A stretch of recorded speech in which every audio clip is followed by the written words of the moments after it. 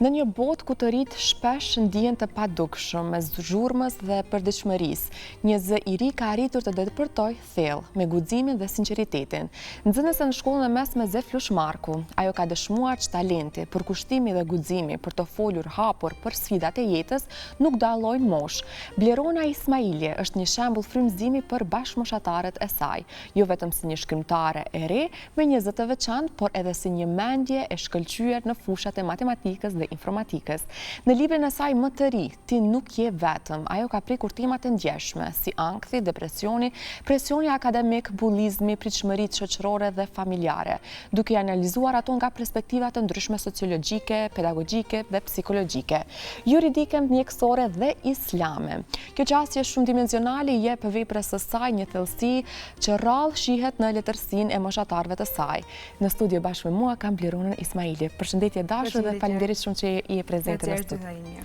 Atëherë sot do të flasim për librin tënd më të ri. Ne të kemi pasur prezente disa herë në studio, mirë po këtë radhë unë jam shumë e lumtur që do të flasim për disa tema të cilat janë shumë aktualitet fatkeqësisht në vendin tonë, mirë po edhe do të flasim për librin tënd të tretë të botuar nga mosha mjaft e re të cilën jeti në moshën 16 vjeçare. Atëherë Blerona, unë fillimisht dua të di për botimin tënd më të ri, Ti nuk je vetëm. Më thuaj si erdhi vizioni për të shkruar pikërisht këtë libër?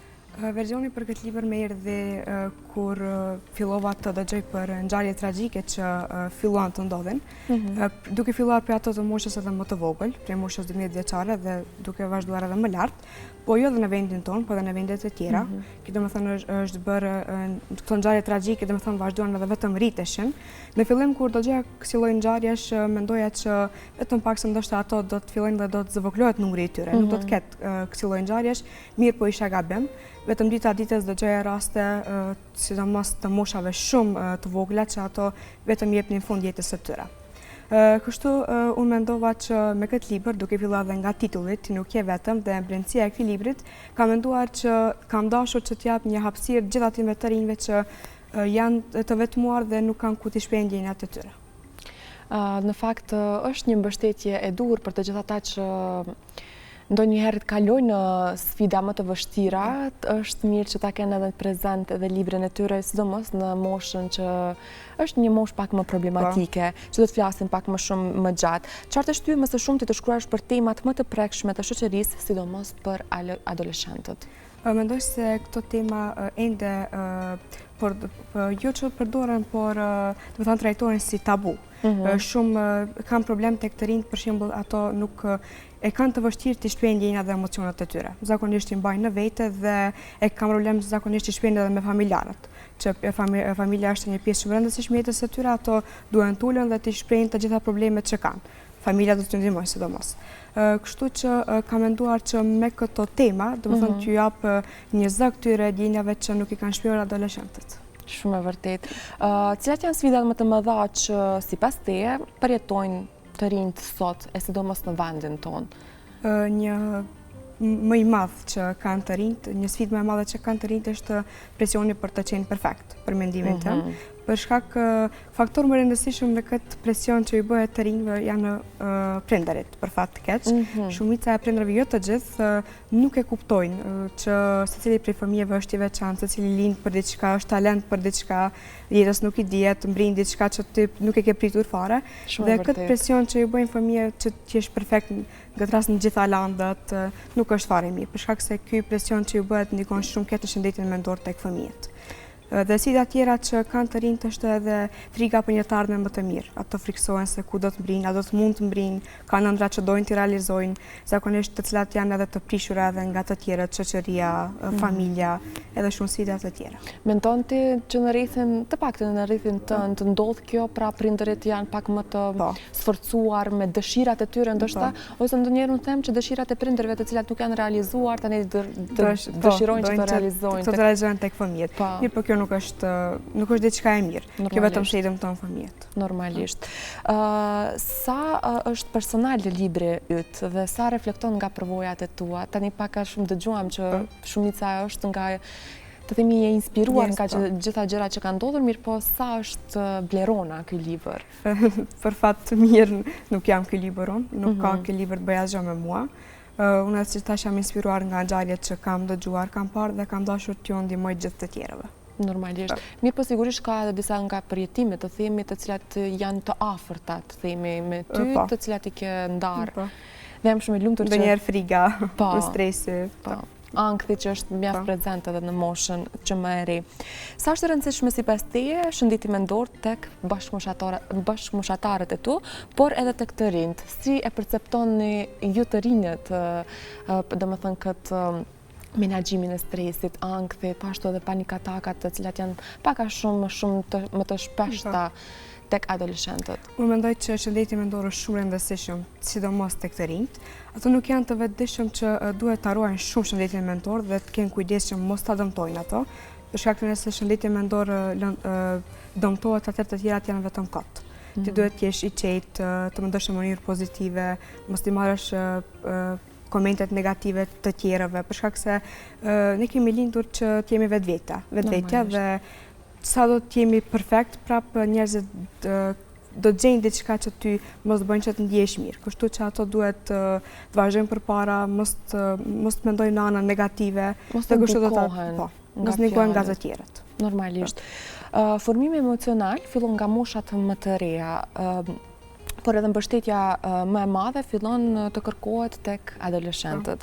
Sa duhet të rinjt të punojnë në këtë aspekt, të jenë pak më empatik për veten dhe për të tjerët? Sa mendon që mungon pak empatia tek bashkëmoshatarët e tu? Unë mendoj që ato duhet shumë të kujdesen për veten e tyre, ta kenë rendin e parë, të miren me gjërat që i bën të lumtur, të miren me sporte, të bëjnë si të organizojnë ditën e tyre, ta kalojnë sa më mirë. Do të thonë mos trinë vetëm kod dhe t'ulen dhe të mendoj në anën negative që nuk do të mundem të arri atë, nuk mendoj që do të kaloj një ditë të mirë. Do të thonë të mendojnë sa me pozitivitet. Mendon që nëse organizohet koha, nuk do të harxhohet koha në gjërat negative, siç është ajo, domethënë rrjetet sociale. Dua pak të ndalim tek ndikimi i rrjeteve sociale, sepse po shoh edhe këtu në libër është një paragraf në fakt të cilin e ke shkruar sikur ndikimi i rrjeteve sociale.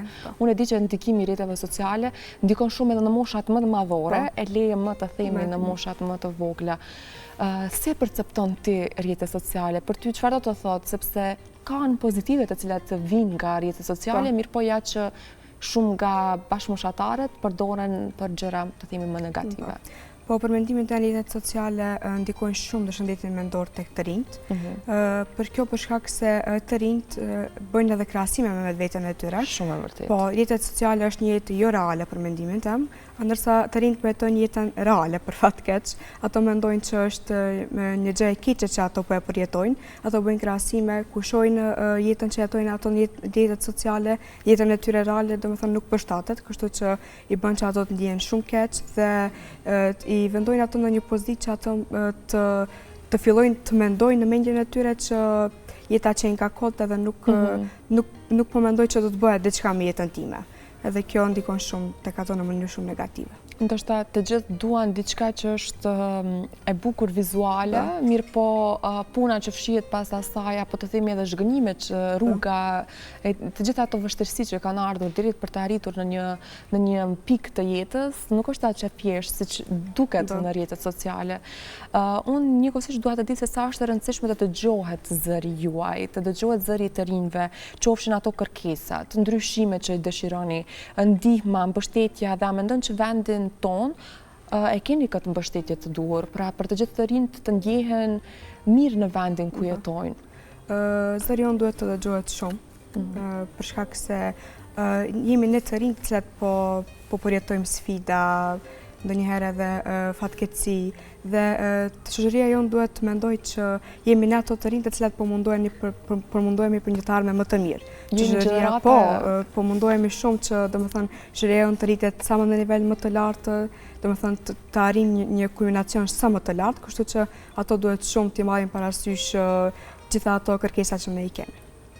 Paka shumë e biseduam se sa ndikon presioni i rrjeteve sociale në shëndetin mendor tek të rinjt, mirë po më pashtu dua paka shumë edhe të përfoljem edhe disa nga temat të cilat i kenë prekur në këtë libër, është pashtu edhe vlera e jetës në Islam. Këtu do doja të ndaja paka shumë një informacion që në vendin tonë ne njihemi shumica nga ne, një numër më i madh të cilët i përkasin fesë islame, mirë po ndodhin gjëra aq shpesh të cilat nuk i përkasin fesë tonë dhe nuk janë në të themi në etikën të cilën i sjell feja jonë. Si e percepton ti, si e ke trajtuar këtë temë në librin tënd? Unë tek qasja islame kam shkruar në mënyrë më të ndjeshme, në mënyrë më të mirë. Nuk kam dashur që t'i bëj keq të njëjën të rinj, për shkak se secili prej neve bën gabime, ndoshta që nuk është në favor të fesë tonë, mirë po ndonjëherë ndodh. Ne jemi njerëz dhe mund të bëjmë gabime. Kështu që unë me këtë kam dashur që edhe ti zbuz, se t'ju them që çdo gjë do të rregullohet, duke i besuar fesë tonë, nëse i beson do të shkojë diçka në rregull. Shumë e vërtetë, sepse të themi aktet më të vështira që mund t'i kalon një familje e tërë, qoftë ajo nga vetvrasja, nga një person në familje, pra është një diçka që nuk e lejon feja jonë pikërisht, mirë po edhe në fund të ditës asnjëherë asgjë nuk është më e rëndësishme se jeta jonë. Pra asnjëherë nuk duhet të dorëzohemi, të luftojmë për të gjitha dëshirat, të gjitha arritjet që t'i kemi, që duam t'i kemi, duhet të luftohet sepse jeta nuk është e lehtë, mirë po është një sfidë në vete që të gjithë nuk po kalojmë të gjithë një jetë shumë të thjeshtë, shumë të bukur, të gjithë kemi sfida, mirë po duke i anashkaluar me një buzëqeshje, ndonjëherë edhe ajo e lehtëson. Po ashtu duke u mbështetur pse jo edhe tek feja jonë, tek feja e çdo kujt, të cilët mundëson që ta gjejmë atë lirinë shpirtërore. Atëherë, pak para se të fillojmë me misionin, ne biseduam pak edhe për bullizmin. Bullizmi është një ndër problematikat që daton nga shumë vite më parë, po ashtu edhe unë kur kam qenë adoleshente, ka qenë prezente në shkollën e fillore, po ashtu edhe në të mesme. Ende fatkeqësisht është prezente, por sa është prezente në rrethin tënd, në shkollën tënde ku studion, në rrethin tënd ku ti shoqërohesh, sa është prezente në bazë ditore? Është shumë prezente për mendimin tim, edhe varet se tani të rinjt se si po e marrin bullizmin. Dikush me bullizëm nuk kupton vetëm nëse ti e injoron, vetëm nëse bën mimika me fytyrë. Domethënë, bullizëm për mendimin tim nuk është vetëm nëse ti e përqesh dikën nga ana fizike, nga ajo pjesa ekonomike, domethënë nuk është vetëm ajo. Varet se si të rinjt e marrin atë, mirë po tani në rrethin tonë është shumë prezente kjo për fat të keq dhe duhet të ndalohet për shkak se kjo i bën të rinjt të ndjejnë shumë keq dhe do t'i lëmë pasoja për të ardhmen. Çfarë mendon nga çfarë persona vjen bullizmi, sepse në moshën tonë ka qenë ndryshe, për shembull kanë qenë nga ata persona të cilët shumë shpesh nuk kanë qenë ata fëmijët me notat më të mira dhe kanë ardhur nga domethënë persona të cilët nuk kanë qenë shembuj dhe gjithmonë kanë bullizuar persona tjerë të cilët kanë qenë shembull, qoftë ato për nota më të mira, qoftë dikush për artin që ka bërë. Domethënë gjithmonë janë atakuar temi persona të cilët kanë qenë shënjestër e diçka e shumë të mirë. Mirë po kanë ardhur gjithmonë nga persona të cilët nuk kanë qenë shembullor. Mirë po tash vjen edhe nga personat që janë shembullor, nuk do të thotë që vetëm nga ata që nuk janë shembullor. Po ndonjëherë ato që janë më shumë shembullor janë më mendje madh, më të këqij se ato të cilët nuk janë shembullor. Ajo vjen për mendimin tim natyrshëm, varet se si këtë fenomen dhe këtë bullizëm e bëjnë për shkak se ato nuk e kanë ndjerë ndonjëherë veten shumë me keqardhje, nuk kanë ndjerë vështirësinë në jetë, nuk e kuptojnë si është jeta dhe ndonjëherë mendojnë që është lehtë, për shkak se ato nuk kanë përjetuar atë dhe mundohen t'i bëjnë keq të tjerë. Po zgjidhja asnjëherë nuk është që ta dëmtojmë të tjetrin apo t'ia vështirësojmë jetën tjetrit. Gjithmonë është mënyra më e mirë që ta përmirësojmë jetën e secilit. Cilat janë strategjitë që rekomandon për të kaluar depresionin dhe anktin në moshën tuaj? Si mendon? Mendoj që duhet të mirën më shumë me sporte, me art, me lexim se jo me shkrim. Për shembull, nëse ti ke problem që nuk mund të shprehësh ndjenjat e ti dhe emocionet, ato mund të marrin fletoren, të shëllojnë, të shprejnë ndjenjat, se është interesante se shumë të rinj, domethënë vetëm nëse ulen dhe bisedojnë me dikën, i shprejnë ndjenjat, ju lehtësohet gjithaj problem që e kanë. Të shprehësh është një gjë shumë e mirë, për shkak se ti vetëm ashtu e qetëson veten dhe e ndjen veten që nuk je vetmuar dhe ke dikë ku ti shprehesh mendimet e ti. Ekziston edhe një ligj i natyrës ku thotë që kur ne shprehim problemet tona është sikur të zgjedhim 50% nga ato. Prandaj është edhe rëndësishme që të gjejmë një person të cilin ne ndjehemi më të sigurt, një shoqe apo një shok, apo të themi pse jo edhe prindi, motra, vëllau, ndonjë person i familjes, të shprehim të gjitha ankthet tona, të gjitha ato dëshprime që i kemi, ndoshta të cilat na mundojnë, sepse ndonjëherë janë dëshprimet ato që na çojnë deri në mendimet e tepërta, deri në depresione paka shumë më të thella, mirë po gjithmonë ka një person që do të dëgjoj, ka gjithmonë një person i cili do të jetë aty për ty dhe gjithmonë është mirë kur ndajmë gjërat e të themi të këqija, mirë po na kthejmë pastaj me mirësi, sepse pasi që të rregullohen edhe jeta është shumë e bukur. Cili kapitull i librit është më i veçantë për ty? Sepse ke prekur shumë tema të ndryshme, mirë po cili është ai më i veçantë? Se cilin kapitull që unë e kam shënuar, e kam shkruajtur shumë me ndjeshmëri të madhe dhe me shumë kënaqësi, kur e kam menduar që kjo do t'ju ndihmon të rinjve. Dhe se cili kapitull është në veçantinë e vetë, se cili ka pjesën e mirë të kapitullit dhe unë nuk mund t'i ndaj, të gjitha i kam preferuar të gjitha, se cila ka pjesën të mirë, të cilat se cili lexues mund ta gjejë veten aty, thotë ky kapitull mund të më ndihmojë më shumë dhe të përqendrohet në atë kapitull.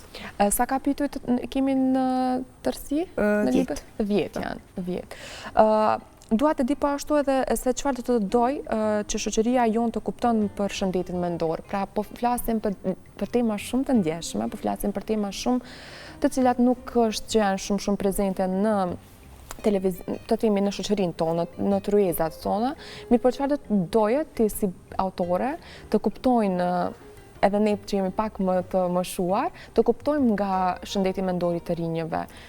Ato duhet ta kuptojnë që shëndeti mendor është shumë i rëndësishëm tek të rinjt dhe është shumë i ndjeshëm, për shkak se një fjalë që ti ja thuaj mund të ndikojë shumë në shëndetin mendor tek të rinjt.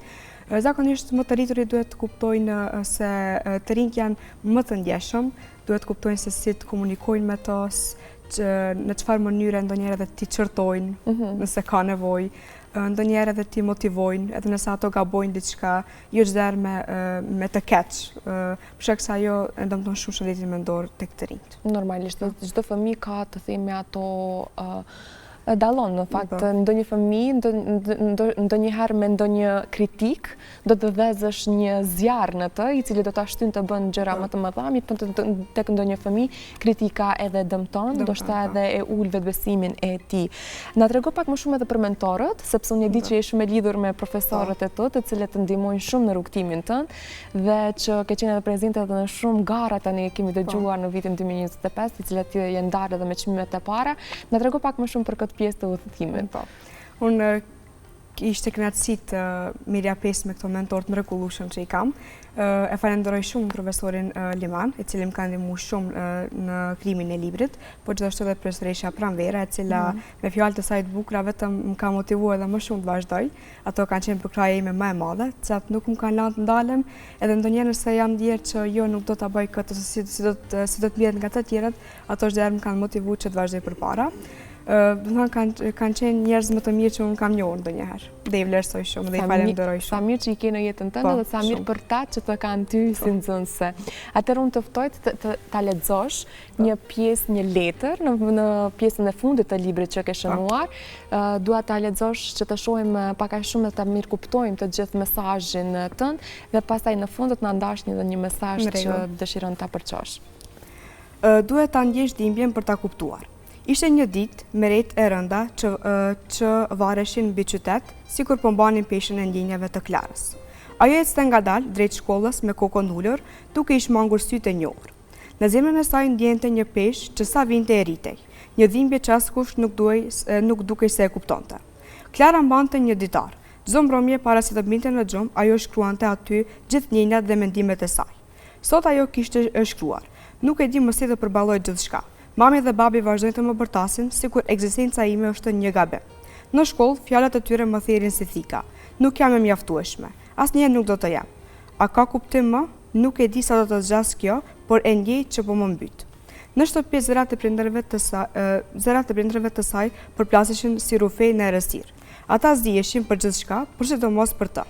Ti nuk bën asgjë siç duhet, I tha një ditë Ema, duke e parë me zhgënjim. Fjala e saj u ngolit thellë në shpirtin e Klarës, sikur t'i kishte vulosur fatin se ajo nuk ishte e mjaftueshme.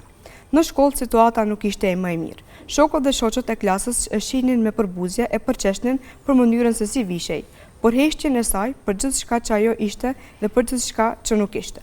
Një hije që ecën. E quajtën një ditë në klasë dhe e qeshura e tyre ushtoi si një jehon e pafund në mendjen e saj. Por ajo nuk ishte aq e padukshme sa besonte. Elira, një shoqe nga shkolla, e kishte vërejtur prej kohësh. Ajo shihte dhimbjen e pashprehur në sytë e Klarës, mënyrën se si tërhiqte veten nga bota, si shmangej të gjithëve. Elira përcillte me sy, e ndjente peshën që mbante Klara mbi suk dhe çdo ditë mundohej t'i afronte. T'i dhuronte një buzëqe të vogël, një fjalë inkurajimi, por Klara nuk I përgjigjej. Natën Klara rrotulloi në shtrat duke menduar. A ja vlen të vërtet të vazhdonte të jetonte në këtë botë, duke sikur gjithçka dhe të gjithë ishin kundër saj. Një mendim I errët ishte ngjitur pas shpirtis si një hije. Ndoshta do të ishte më mirë të largohen përgjithmonë. Para se të merrte një vendim të pakthyeshëm, ajo mori fletën e saj të fundit nga ditari dhe shkoi një letër lamtumir. Më falni, por nuk mundem më. Unë jam e lodhur, e thyer dhe e humbur. Nuk dua të jetoj më në një botë që më refuzon, në një vend ku asgjë nuk ka kuptim. Nuk dua të mbaj më dhimbjen brenda vetes. Shpresoj që një ditë do të më kuptoni. Lamtumir. Një mbrëmje teksa shite nga dritare duke dëgjuar një muzikë të zymtë, ajo mori një vendim.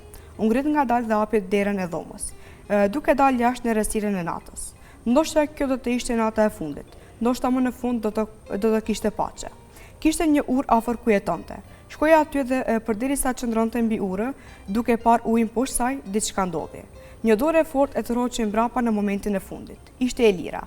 Ajo kishte ndjekur Klarën gjatë gjithë asaj nate, duke e kuptuar se diçka nuk shkonte. Klara, të lutem mos e bëj, tha ajo me frymarrje të rënduar nga vrapi. Por Klara lëvizi me shpejtësi dhe pa dashje rrëshqiti. Në atë moment Elira reagoi inspektivisht dhe kapi fort, duke u përpjekur ta tërheqte pas. Pesha e dy trupave të tyre I tërhoqi të dyja drejt greminës.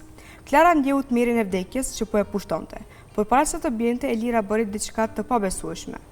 Me një shtytje të fortë, ajo e hodhi Klarën në një zonë të sigurt mbi trotuar. Për momentin kur Elira shpëton Klarën dhe ajo e pyet, pse e bëre? Elira e shikoi në sy me lot që I ngjiteshin në sy, por që përpiqej t'i mbante në kontroll. Ajo uli kokën dhe mori një frym të thellë duke I dhënë vetes kohë për të folur. Shiko, filloi ajo duke folur ngadalë, si për të gjetur fjalët e duhura. Unë e di çfarë është të humbasësh gjikë që do. Kam humbur motrën time. Ajo e bëri atë që nuk munda ta parandaloj. Elira pastaj prap me lot në sy dhe me një buzëqetje të dobët I tha Klarës. Sepse jeta jote ka vlerë, sepse ti nuk je vetëm. Elira u shtrih ngadalë me ngurët e urës dhe duke shikuar Klarën me një vështrim të thellë dhe të mbushur me dhimbje. Filloi të fliste ngadalë dhe çdo fjalë që thoshte kishte peshë të madhe. Shiko, e di që mund të duket e fortë, por unë e di çfarë është dhimbja të humbosh dikë që e do. Kam humbur motrën time erën. Ajo e bëri atë që nuk mund ta parandaloja. Ai ishte më madhe se unë, gjithmonë e qetë dhe e mençur. Ishte personit që mbështette, më drejtonte në çdo hap që bëja. Por asgjë nuk mund ta ndihmonte atë që po kalonte brenda vetes. Elira heshti për një moment duke marrë një frym të thellë dhe duke u munduar ta përmbledhë gjithë ato dhimbje që e kishte shqypur për kaq kohë. Dhe pastaj vazhdoi me lot. Në fillim nuk e dija se çfarë po kalonte era. Ishte një ditë marsi ku filluam të vërimin ndryshimin. Ajo bo më e mbyllur, filloi të largohej nga familja, më pak fliste për gjithçka. Kur I thosha era çfarë po ndodh, ajo përgjigjej gjithmonë me të njëjtën fazë. Asgjë, jam mirë. Por diçka brenda saj po thyej. Elira e shikoi Klarën për një çast të gjatë, sikur të kërkonte mirëkuptim për atë që ndoshta do të ndodhte më pas. Një natë në fillim të prillit isha në dhomën time. Ishte ora 9 e mbrëmjes dhe era kishte dalë për një shëtitje si gjithmonë. Ishim të gjitha të qetë në shtëpi, por diçka më thiri të shkoj në obor. Nuk e di pse, por ndjeva një ndësi të çuditshme, sikur diçka nuk shkonte. Unë ngrita, dola në obor dhe pash atë duke ecur ngadalë drejt portës. Nuk mendoja se kishte diçka serioze, por shpeshherë ajo shëtiste vetëm për të pasur hapësirën e saj. Elira bëri një pauzë të shkurtër duke u munduar të mbante emocionet dhe lotët nën kontroll. Për dhimbjen e vdekjes së motrës. Vazhdoi pastaj me lot, por ajo natë nuk ishte e zakonshme, ishte e ndryshme. Pash ditën e dhomës së saj të fikur dhe e di që ishte e pazakont. Shkova trokita, por askush nuk përgjigjej. Ajo nuk ishte aty. U shtetësova por mendova se mund të kishte dalë me miq. E thira disa herë, por asnjë përgjigje. Nuk e dija se çfarë po ndodhte, por ndjeja thellë në shpirt se diçka ishte gabim dhe se diçka do të ndodhte keq. Përmes një ndjenje të ngushtë dhe të padurueshme, Elira u ngrit në këmbë dhe vazhdoi duke kërkuar shpëtim për veten nga kujtimet që po ktheshin si shigjeta në mendjen e saj. Të nesërmen ishte ora 11 kur erdha në shtëpi dhe u drejtova drejt dhomës së saj. Para se ta prej karrezën e derës njeva diçka të çuditshme, diçka që ma preu zemrën. Një ndjenje që se kisha ndjerë kur më parë, se diçka nuk shkonte më, por nuk dija se sa keq kishte shkuar. E dija se kishte mundësi që ndoshta ajo mund të ishte në një vend që ndihmonte, por kur hyra aty e gjeta të vdekur. Ky është momenti më i tmerrshëm i jetës time. Klara ishte ngritur dhe e shikonte me sy të mbushur me lot dhe dhimbje. Ajo nuk e dinte çfarë të thoshte, por pas disa sekondave Elira e shikoi sërish dhe pastaj i tha ngadalë. Ajo më kishte ndëruar jetë. E pash për herë të fundit të shtirë në dhomën e saj, pa mundur të bëja asgjë. Dhe ndoshta më e dhimbshme është që asu nuk mund ta shpëtoja. Nuk mund ta kuptoja dhimbjen e saj derisa nuk e përjetova atë vet. Dhe është ajo që më bën të ndërhy, sepse nuk dua më që kjo të ndodh askujt tjetër. Klara shikoi me kujdes dhe pa kuptuar plotësisht dhimbjen e Elirës që kishte kaluar. Unë nuk mund ta kuptoj këtë, tha Klara me një zë të ngadalshëm, por ndoshta një ditë do ta kuptoj. Elira e shikoi me një buzëqeshje të dhimbshur, do ta kuptosh ta ajo. Dhe kur ta kuptosh do të dish se sa vlerë ka jeta, sa do e vështirë të duket. Duhet të mbahemi me njëra tjetrën, duhet të kujdesemi për ata që janë pranë nesh.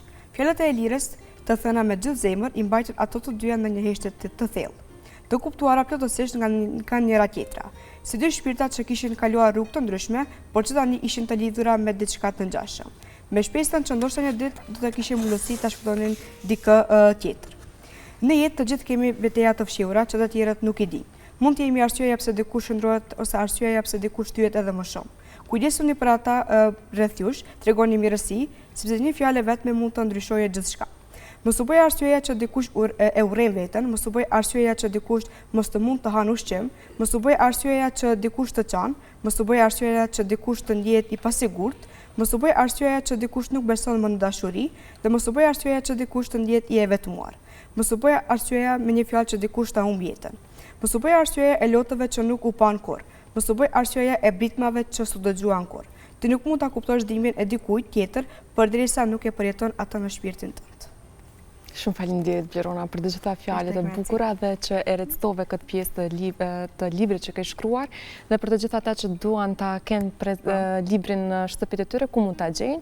Në bibliotekë do të jetë libri, po edhe mund ta marrin edhe nga unë. Në rregull. Shumë faleminderit shumë që ishe sot prezente bashkë me ne dhe që përçove një mesazh mjaft pozitiv në një kohë jo shumë pozitive. Mirëpo si gjithmonë të gjejmë zërin e duhur dhe dorën e cila zgjatet për ne dhe ta kapim dhe të gjejmë mbështetjen aty ku duhet. Faleminderit shumë. Faleminderit nga ju.